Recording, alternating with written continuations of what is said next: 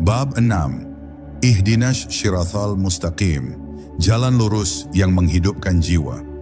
Dalam setiap ketenangan yang kau cari, ada satu doa yang sebenarnya telah kau lafalkan sepanjang hidupmu, namun sering tanpa kesadaran penuh.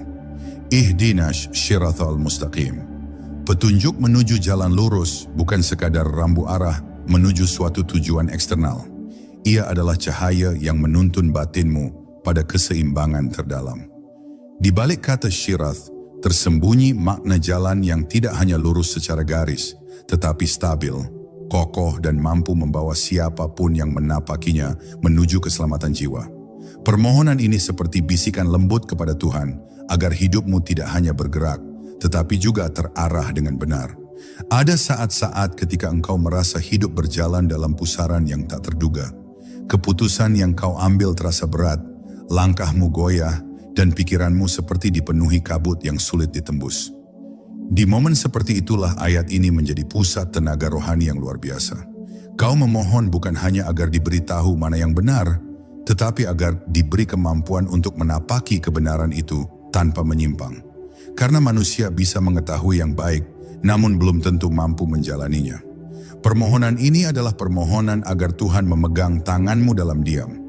Jika kau renungkan lebih dalam, jalan lurus bukan hanya satu garis panjang menuju akhirat, tetapi sebuah kesadaran yang hadir di setiap keputusan harianmu.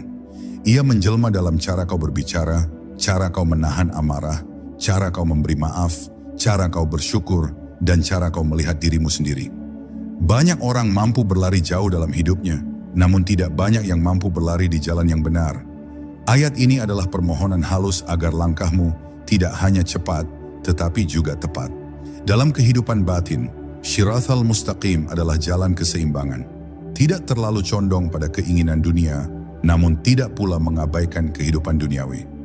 Ia adalah jalan tengah yang lapang, bukan karena mudah, tetapi karena ia dijaga langsung oleh cahaya Tuhan. Bila hatimu cenderung gelisah, bila pikiranmu mudah terombang-ambing oleh pendapat manusia atau hasrat yang tak teratur, doa ini menjadi jangkar spiritual yang membuatmu kembali pada pusat dirimu. Engkau menyadari bahwa petunjuk bukan hanya datang dari ilmu, tetapi dari izin.